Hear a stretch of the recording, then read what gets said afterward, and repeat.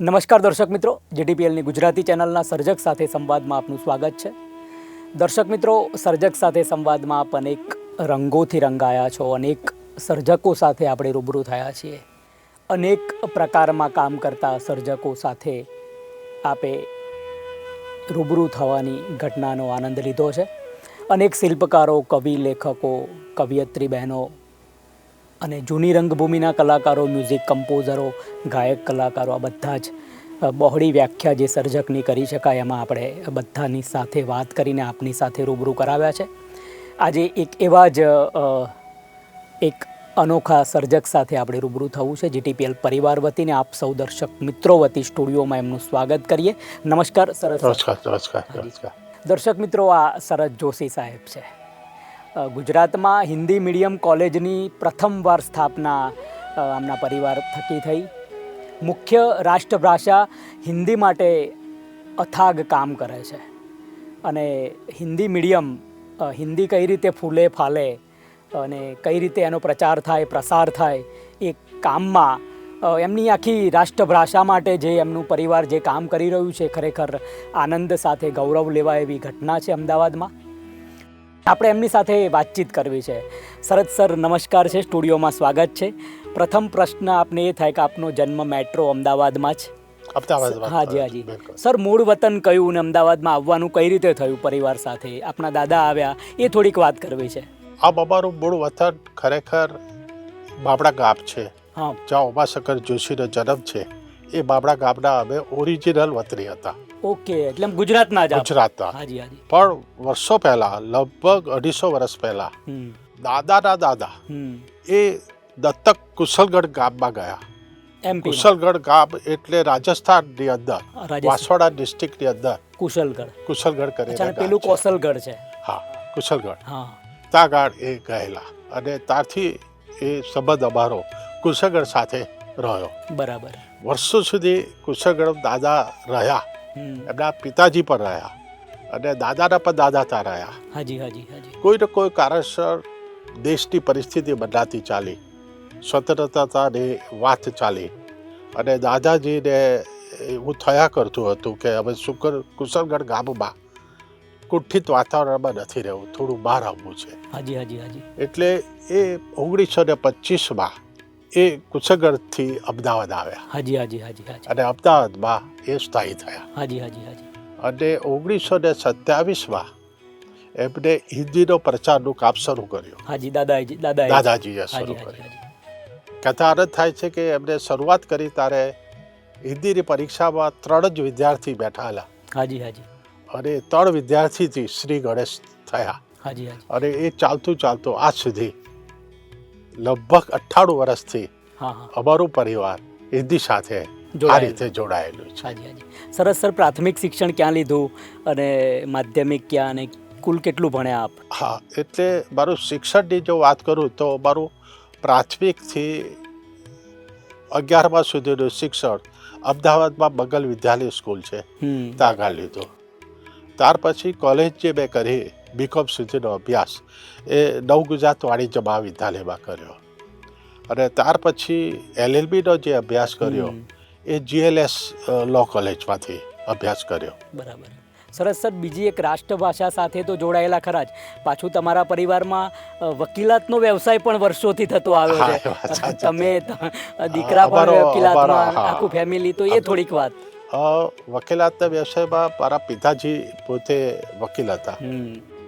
એ વકીલાત કરતા હતા એટલે મને પણ થોડું એવી ઈચ્છા થઈ કે વકીલાતનો વ્યવસાય સારો છે. અને એ દરમિયાન હું એક solicitor firm, Mises S Desai company, જે ગુજરાતમાં બહુ જ નામાંકિત સોલિસિટર પેઢી કહેવાય, ત્યાં આગળ હું એકાઉન્ટન્ટ તરીકે કામ કરતો હતો. બરાબર. હવે જુઓ કેવું થાય છે કે હું પિતાજી લો ભણતા હતા, લો ભણાવવાની એમની ઈચ્છા પણ હશે, પણ અમારા જે સિનિયર હતા, જે એકાઉન્ટન્ટમાં હતો, ત્યાં આગળ જે સોલિસિટર હતા, ભદ્રેશભાઈ ને હર્ષદભાઈ, એ બંનેનું એ બહુ જ પ્રેરણા આપી કે તું લો ફિલ્ડમાં આગળ વધ. બરાબર. એટલે પછી એ એમના માર્ગદર્શનથી હું લો ભણવાનું ચાલુ કર્યું અને લોની ડિગ્રી મેં લીધી. બરાબર. અને એમની સાથે પછી વકીલાત જોડાઈ ગયો. બરાબર. અને કહેતા આનંદ થાય છે કે એ મારી સફર અને સરસ રીતે કામ કરી શક્યો, કાયદાકીય કામ કરી શક્યો, એને પરિણામે મને ત્યાં આગળ ભાગીદાર તરીકે પણ નિમણૂક કરી. હા હા હા. એનો મને ખરેખર આનંદ છે. અને પછી તો આખું પરિવાર, દીકરો વકીલ, દીકરો દીકરાની વકીલ છે, વહુ વકીલ, દીકરાની વહુ. અને સાચી પછી વાત આખા છે. બધો પરિવાર આખું વકીલાત સાથે જ કરે છે. જોડાયા છે. બિલકુલ સાચી વાત ખૂબ છે. સરસ. લખવાનો શોખ કઈ રીતે વળગે છે? લખવાનો શોખ ખરેખર આપ સાચું કહું કે આ એક પરંપરા હશે કદાચ કે દાદા લખતા હતા. દાદા લખતા મેં જોયેલા છે અને નાનપણથી મને વાંચવાનો શોખ હતો. એટલે લખવાનું એવું થતું હતું કે કોલેજ કાળ દરમિયાન સ્કૂલ સુધી કશું લખ્યું નથી. હાજી હાજી. કોલેજમાં જ આવ્યો ને કોલેજમાં વાંચવાનું, લખવાનું, બોલવાનું થતું હતું. એટલે ત્યાં આગળ એવું થાય કે અમારું ત્યાં કોલેજમાં એક બોર્ડ આવતું અને બોર્ડ આવતું એ બોર્ડમાં અમારે કંઈક રચના લખવી હોય તો એ લખીને ત્યાં મુકાય. એટલે નાની નાની રચનાઓ લખવાની શરૂઆત કરી અને પરિણામે એ ત્યાં પ્રકાશિત થતી, ડિસ્પ્લે થતી, એ રીતે લખવાની શરૂઆત થઈ. સરસ. સર, કુલ કેટલા પુસ્તકો, સંપાદનો તો આપે અનેક કર્યા છે, તો કુલ કેટલા પુસ્તકો? પુસ્તકોમાં એવું થાય છે કે મેં ખરેખર કોલેજ કાળ દરમિયાન લખવાની શરૂઆત કરી. પછી હું વ્યવસાયમાં જોડાઈ ગયો. એટલે વ્યવસાયમાં જોડાવાને પરિણામે થયું એવું કે લખવાનું ખૂબ ઓછું થયું. કારણ કે વ્યવસાય ઉપર ધ્યાન આપવું પડતું હોય ત્યારે લખવું બહુ અઘરું પડતું હોય. હાજી હાજી હાજી. એટલે એ આખો વચલો ગાળો એમ કહી શકું કે કોલેજ કાળ દરમિયાન થોડું લખવાનું થયું અને વ્યવસાયમાં જોડાયા પછી લગભગ 25 વર્ષ સુધી કોઈ ખાસ લખી ના શક્યો. બરાબર. વાંચી શક્યો છું ચોક્કસ, પણ લખી ના શક્યો. પણ પછી સૌથી પહેલાં 2014ની મેં મારા દાદા ઉપર એક પુસ્તક લખ્યો. બરાબર. રાષ્ટ્રભાષાના ઉડાયક શ્રી જેઠાલાલ જોશી 14માં લખ્યો. ત્યાર પછી 16માં મેં સમિતિ જે અમારી છે, આટલા વર્ષોથી કામ કરે છે, એનો પરિચય અને પ્રવૃત્તિઓ ઉપર કશું લખાયેલું નહોતું. બરાબર. એટલે એ ઉપર એક પુસ્તક હિસ્ટોરિકલ, મતલબ કયું શું કામ લખ્યું. હા, શું થયું એ પુસ્તક લખ્યો અને ત્યાર પછી મેં સંપાદન કર્યા. હમણાં મારું એક પુસ્તક પૂર્ણ થયું છે, પ્રકાશનમાં છે, હિન્દી કે આસપાસ. હિન્દીમાં આજે શું પ્રવૃત્તિ ચાલી રહી છે, હિન્દી કેમ હોવું જોઈએ, હિન્દીનું સ્થાન વિશ્વમાં કયા જગ્યાએ છે, કેવી રીતે છે, એની બાબતો પર એક સરસ પુસ્તક લખ્યું છે જે હવે ઓગસ્ટ મહિનામાં પ્રકાશિત થાય. લિખિત અને સંપાદિત એમ કુલ 6 થી 7 પુસ્તકો. હા. વાત એ કરવી છે, તમારી પરિવારની સંસ્થા જે દાદાજીએ શરૂ કરી 1927માં અમદાવાદમાં આવીને, તો એ સંસ્થાનું નામ શું છે અને એનો મૂળ ઉદ્દેશ શું છે, કઈ રીતે અમદાવાદમાં કામ કરે છે અને આપ એમાં કઈ રીતે જોડાયેલા છો? એટલે દાદાજીએ 27માં જે કામ ચાલુ કર્યું એ સંસ્થા ગુજરાત પ્રાંતીય રાષ્ટ્રભાષા પ્રચાર સમિતિ એ હિન્દીનું પ્રચાર પ્રસારનું કામ કરે છે. પ્રચાર પ્રસારમાં એવું કહી શકાય કે અમારી સંસ્થા મહાત્મા ગાંધી સ્થાપિત રાષ્ટ્રભાષા પ્રચાર સમિતિ વર્ધા ની સાથે જોડાયેલી છે. એને પરિણામે ત્યાંની જે પરીક્ષાઓનું આયોજન થાય છે, પ્રાથમિક પ્રારંભિક પ્રવેશ પરિચય, કોવિદ રત્ન, એ તમામ પરીક્ષાઓનું સંચાલન સમિતિ દ્વારા થાય છે.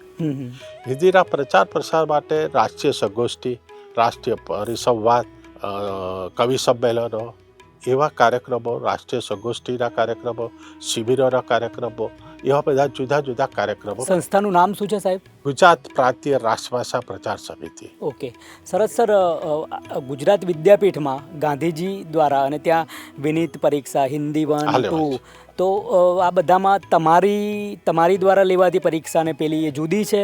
હા, એ સંસ્થાકીય રીતે જુદી એ વિદ્યાપીઠની પરીક્ષા જુદી છે, એ રીતે રાષ્ટ્રભાષા પ્રચાર સમિતિની વર્ધાની પણ પરીક્ષા જુદી છે. પણ બંનેની અમુક પરીક્ષાઓને કેન્દ્ર સરકારે માન્યતા આપેલી છે. હા, એમાં અમારી રત્નની પરીક્ષાને માન્યતા છે, એવી રીતે ત્યાં આગળ વિનીત પરીક્ષાને માન્યતા છે. તો એ સ્નાતક કક્ષાએ ગણાય છે? હા, એ BS હિન્દી PhD નો વિનીત પાસ કરો તો. હા. વિદ્યાપીઠમાં વિદ્યાપીઠની પરીક્ષા. તો હિન્દી તમે ગ્રેજ્યુએટ ગણાવો છો હા, અને આપના ત્યાં અમારે ત્યાં રાષ્ટ્રભાષા રત્ન આપે એ લોકો હિન્દીમાં ગ્રેજ્યુએટ કહેવાય. Okay okay okay. જમવાનું શું ભાવે? જમવાનું બધું જ વાહે છે. મોડા મજા મજા આવે, ગુજરાતી ખાવાની ખરેખર મજા આવે. બામણાના છો, ઉમાશંકર જોશી, આપ પણ શરદ જોશી, એટલે પરિવારના છો? ના, પરિવાર થોડો જુદો પડે છે. જુદો પડે છે. હા, બામણા કથામાં અમે આવ્યા હતા, મોરારી બાપુએ હા, કરી. બરાબર. ઉમાશંકર જોશીના નામ પર જ કરી હતી, હા, મહાકવિના ઉમાશંકર નામ જોશી, બિલકુલ. મોરારી બાપુએ ખાસ એમનો આગ્રહ હતો કે ગુજરાતીના મૂર્ધન્ય સાહિત્યકાર ઉમાશંકર જોશીના ગામમાં જ કર્યું. ગામમાં જ કથા કરવી અને એમાં ખાસ બધા જ સર્જકોને બોલાવ્યા સાચી હતા. વાત છે. ફરવા જવાનું કહેવામાં આવે તો સરસ સર ક્યાં જવાનું પસંદ કરે? મને ભારત વર્ષમાં કોઈ પણ જગ્યાએ ફરવાનું ગમે, ચોક્કસ ગમે. અને આ સંસ્થામાં પછી કોલેજનું પણ નિર્માણ થયું, તો એ અંગે થોડીક વાત. એટલે થયું કે સંસ્થા ઘણા બધા પ્રવૃત્તિઓ કરે છે. એ ઘણી પ્રવૃત્તિઓમાં શિક્ષણ અંગેની પણ પ્રવૃત્તિ થતી હતી. એટલે સૌ પહેલાં આ અમારી હિન્દી પરીક્ષાઓના રાષ્ટ્રભાષા, કોવિદ અને રત્નાના ક્લાસીસ ચાલતા હતા. એ દરમિયાન હિન્દી શિક્ષક શરદની પરીક્ષાઓ લેવાતી. હાજી. એટલે ત્યાં આગળ બી એ ક્લાસીસ પણ ચાલતા હતા. એટલે જુનિયર હિન્દી શિક્ષક શરદ અને સિનિયર હિન્દી શિક્ષક શરદ. હવે પરિસ્થિતિ એવી થાય છે કે ગુજરાત આટલું બધું સારું છે, હિન્દી માટેનો પ્રેમભાવ છે ગુજરાતમાં, હિન્દીનો વાચક વર્ગ વધી રહ્યો છે, ભારત વર્ષથી લોકો ગુજરાતમાં આવીને વસી રહ્યા છે. હાજી. હવે આ સંજોગોમાં હિન્દી ભાષામાં અભ્યાસ થઈ શકે એ હતું નહીં. હાજી હાજી હાજી. એટલે પિતાજીએ એ વખતની સમિતિના સદસ્યોએ નક્કી કર્યું કે આપણે જોશીજીનું એક સપનું હતું કે મહાવિદ્યાલય ચાલુ થાય. એટલે અમે 30 વર્ષ પહેલાં એક મહાવિદ્યાલય શરૂ કરી, હિન્દી માધ્યમની મહાવિદ્યાલય. હાજી. અને યુનિવર્સિટી કક્ષાનું છે? હા, યુનિવર્સિટી, ગુજરાત યુનિવર્સિટી સાથે એફિલિએટેડ કોલેજ છે. હાજી હાજી હાજી. એ એફિલિએટેડ કોલેજ છે. ત્યાં આગળ અમે MA હિન્દી અને M.Com હિન્દી માધ્યમથી ભણાવીએ છીએ. વાહ વાહ. કેટલા સ્ટુડન્ટ હોય છે સર? લગભગ અમને ગુજરાત યુનિવર્સિટી દ્વારા એક ક્લાસીસ ગુજરાતી કમ્પલસરી આપ્યો છે કે એક ગુજરાતમાં ભણાવવા માટે એક વર્ગ તો તમારે ગુજરાતીનો રાખવો જ પડશે. હા, માતૃભાષાના કારણે. હા, માતૃભાષાને કારણે. અને એને પણ ટોટલ આજે સંખ્યા જો કહું તો 2100 જેવી સંખ્યા વાહ ભણી રહ્યા છે. બહુ સરસ, બહુ સરસ. તો સર, આ સંસ્થા અને તમારું કામ અનેક જગ્યાએ પોખાયું છે. આપ અનેક સંસ્થાઓ સાથે જોડાયા છો, અનેક સમિતિમાં તમે મેમ્બર તરીકે છો, તો એ અંગે વાત કરો આખી જ. એટલે એવું થાય છે કે ખરેખર સંસ્થાકીય ને પરિણામે આ સંસ્થા સાથે સંકળાયો હું, એને હિસાબે એવું થાય છે કે અમારી જે માતૃ સંસ્થા રાષ્ટ્રભાષા પ્રચાર સમિતિ વર્ધા છે, એ વર્ધા સાથે પણ જોડાવાનું થયું. હા, બરાબર છે, બિલકુલ. એટલે સૌ પ્રથમ હું વ્યવસ્થા સમિતિમાં જોડાયો. મારું કાર્ય એમને પસંદ પડ્યો, સારું લાગ્યું, એટલે મને કાર્ય સમિતિમાં લીધો. કાર્ય સમિતિમાંથી એમને મને પરીક્ષા સમિતિમાં લીધો. એમની વર્ધા સમિતિ જે 4 ઝોનમાં કામ કરે છે, એમાં પશ્ચિમ ઝોન મને સોંપ્યો અને પશ્ચિમ ઝોનના મંત્રી તરીકે મને નિમણૂક કરી. અને એ રીતે આ સમિતિ સાથે જોડાવાનું અને કામ કરવાનું થયું. હવે સમિતિ સાથે જોડાયા એટલે ત્યાં આગળ પણ એક પત્રિકા નીકળે છે રાષ્ટ્રભાષા, એનામાં પણ લખવા માટેનો મને એક અવસર મળી ગયો. અને ત્યાં પણ વર્ષે દિવસે એકાદ બે લેખ ચોક્કસ હું આપું છું અને પ્રકાશિત થાય છે. બરાબર. વર્ધા મૂળ તો ગાંધીજીની દ્વારા? હા, વર્ધા જે સમિતિ છે એ ભારતમાં જો દાંડી કૂચ પછી ગાંધીજીએ પ્રતિજ્ઞા કરી કે હવે હું ભારતને આઝાદી લઈને જંપીશ અને ત્યાર પછી જ હું અહીંયા સાબરમતી આશ્રમમાં આવીશ, ત્યાં સુધી નહીં આવું. એટલે ગાંધીજીએ અમદાવાદ છોડ્યા પછી બજાજ બજાજને કારણે એ વર્ધા ગયા અને વર્ધા રહીને એમને આ સંસ્થાની સ્થાપના કરી 1936માં. ગાંધીજીએ રાષ્ટ્રભાષા પ્રચાર સમિતિ વર્ધાની સ્થાપના થઈ. સરસ સર, એવોર્ડ કેટલા મળ્યા છે આ કામ કરતા કરતા? આમ તો ઘણી જગ્યાએ પોખાયા છો આપ. સાચી વાત છે.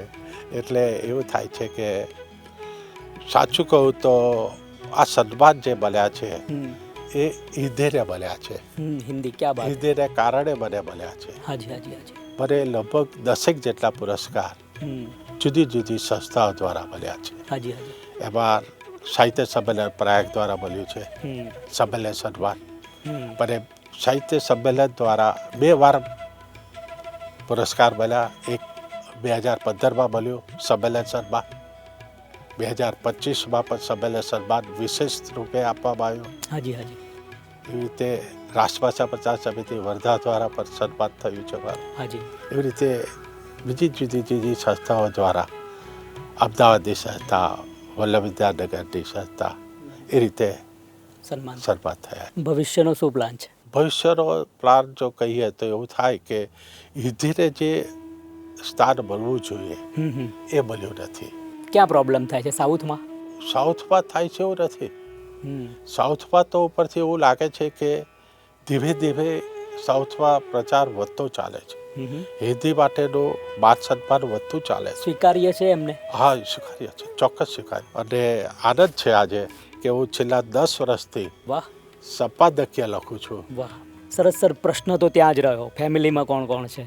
ફેમિલીમાં હું છું, મારા પતિ છે, મારો દીકરો છે, દીકરી છે, દીકરાની વહુ છે અને પૌત્ર છે. હા, બધા સંયુક્ત પરિવારમાં. સંયુક્ત. અને બધા રાષ્ટ્ર પ્રચાર સમિતિમાં બધું આખું પરિવાર પાછું લાગેલું? આખું બધું, હા, બધું આખું સમગ્ર પરિવાર સંસ્થાકીય જોડાયેલું જ છે. બરાબર. અને બહુ સક્રિય રીતે હું અને મારો દીકરો સત્ય એ ચોક્કસ જોડાયેલા છે. આજના લેખકોને આજના રાષ્ટ્રભાષામાં આપે ચિંતા તો વ્યક્ત કરી જ કે ગુજરાતીને પ્રશ્ન થાય એવો છે. રાષ્ટ્રભાષામાં જે કામ કરતા હોય, હિન્દી વિષયક જે ભણતા હોય, અને આપ અધ્યાપક છો, કેળવણીકાર છો, તો આજના વાલીઓને પણ આપનો સંદેશ. ખરેખર જે હાલમાં એવું સમજવામાં આવે છે કે હિન્દી બહુ અઘરી ભાષા છે, હિન્દીમાં કદાચ ભવિષ્ય છે કે કેમ પ્રશ્ન થાય છે, ત્યારે મારે કહેવું પડશે કે હિન્દી ખરેખર ખૂબ જ સરળ ભાષા છે, સહજ ભાષા છે, સમૃદ્ધ ભાષા છે. વાહ. એવું નથી કે એટલું કહી શકીશ કે એ એવી એક ભાષા છે જે ભાષા બીજી ભાષાઓને એટલું જ માન આપે છે. વાહ. એ ભાષાએ કદાપી કોઈ એક પણ નાની ભાષા કે મોટી ભાષા કે એવી કોઈ વાત કરી નથી. હિન્દીએ કોઈની સાથે સ્પર્ધા કરી નથી. હિન્દીએ હિન્દી માટેનું જ કામ કર્યું છે. બરાબર. અને હિન્દીના મહાન લેખકો, કવિઓએ હિન્દીના પ્રચાર પ્રસાર માટે, એના સાહિત્ય માટે ખૂબ જ કામ કર્યું છે. એમને ધ્યાન રાખવાનું આજના જમાનામાં કઈ રીતે સપોર્ટ, સહાયરૂપ આપના શબ્દોમાં કઈ રીતે હિન્દીમાં કામ કરવું? સૌથી પહેલાં એવું કહી શકું કે હિન્દી માટે તમારે નાની નાની બાબતોનું ધ્યાન રાખવું જોઈએ. એક હિન્દી માટે એક રિસ્પેક્ટ રાખવું પડે કે હિન્દી મારી રાષ્ટ્રભાષા છે, હું હિન્દીને રાષ્ટ્રભાષા સમજું છું, અને જ્યાં જરૂર લાગે ત્યાં આગળ તમે હિન્દીને જ મહત્ત્વ આપો, પ્રધાનતા આપો. તમારે સહી કરવી છે તો તમે હિન્દીમાં સહી કરો. કેટલું મોટું આનંદ થશે તમને. તમે કોઈને પત્ર લખો, અંગ્રેજી ભાષામાં લખો, ગુજરાતી ભાષામાં લખો, ગમે તે ભાષામાં લખો, પણ એનું સરનામું તમે હિન્દીમાં લખો. તમે રિસ્પેક્ટ આપશો, એક બહાર આપશો. નાની નાની બાબતો આ કે હિન્દી હજુ શરૂ છે. હા, કારણ કે હિન્દી લખે તો કેટલા વર્ષો થયા એવું લાગે. હા. ગુજરાતી આ નાની નાની બાબતોથી હિન્દીને જો રિસ્પેક્ટ મળશે, અંગ્રેજીને મહત્વતા ઓછી આપીએ અને રાષ્ટ્રભાષાને મહત્ત્વ આપીએ તો હું ચોક્કસ કહી શકીશું કે આપણે રાષ્ટ્ર સાથે જોડાઈએ છીએ, રાષ્ટ્રીય સાથે જોડાઈએ છીએ, સ્વભાવ સાથે જોડાઈએ છીએ આપણે. સરસ સર, કોઈ પ્રશ્ન મારાથી ના પૂછાયો હોય ને આપ પ્રકાશ પાડવા માગતા હોય? આ બધું સરસ રીતે વાત થઈ છે, આપણને આનંદ બી થયો છે. એવું કહી શકું કે આ હિન્દીની પ્રચાર પ્રસારની પ્રક્રિયામાં સૌથી વધારે આનંદ મને એ થયો કે મને કેન્દ્ર સરકારની અલગ અલગ મંત્રાલયોમાં મને હિન્દી સલાહકાર સમિતિના સદસ્ય તરીકે નિમણૂક થઈ. અને એ મંત્રાલયમાં હિન્દી માટે શું શું કામ થઈ શકે એના વિચાર રજૂ કરવા મળ્યા. અને વિચાર રજૂ થાય છે એટલું જ નહીં, એ મંત્રાલય એ વિચાર ઉપર કેટલો પ્રયત્ન કરી શકે છે, કેટલું સારું કામ કરી શકે છે, એ બાબતે એ મંત્રાલય પ્રયત્ન કરે છે અને એનું પરિણામ શું આવે છે એની પણ આપણે જાણ કરે છે. વાહ. તારે એમ થાય કે ખરેખર આપણે કંઈક સારું કરી શક્યા છીએ એવું આપણને આનંદ થાય છે. કોલેજ ગ્રાન્ટેડ છે? આ કોલેજ ગ્રાન્ટેડ છે. ક્યાં વાત છે. દર્શક મિત્રો, આપણે શરદ જોશીને મળી રહ્યા હતા. શરદ જોશી સાહેબ, આખું પરિવાર રાષ્ટ્રભાષા હિન્દીને વરેલું છે. હિન્દી કઈ રીતે ફૂલે ફાલે, કઈ રીતે એ અવિરત રીતે કામ કરે, લોકોના હૃદયમાં કઈ રીતે સ્થાન પામે હિન્દીનું, એ માટે એ કટિબદ્ધ છે અને પેઢી દર પેઢી આ વસ્તુ આવવાની છે. એમના દીકરા સત્યમભાઈ પણ રાષ્ટ્રભાષામાં જ કામ કરવાનું શરૂ કરી દીધું છે. એટલે આ વસ્તુ એક સંસ્કારમાં આવી છે, લોહીમાં આવી છે અને સરસ રીતે આગળ વધી રહી છે. એનો આનંદ છે. આપણી માતૃભાષા, રાષ્ટ્રભાષા, આપણી વૈદિક ભાષા, સંસ્કૃત સુધી પણ આપણે આપણી સંસ્કૃતિ ટકાવી હશે તો આપણે આ કામ કરવું જ પડશે. શરદ જોશી સાહેબને મળીને આનંદ થયો છે. GTPL પરિવાર વતી અને આપ સૌ દર્શક મિત્રો વતી એમનો હાર્દિક આભાર માનીએ. આભાર સાહેબ.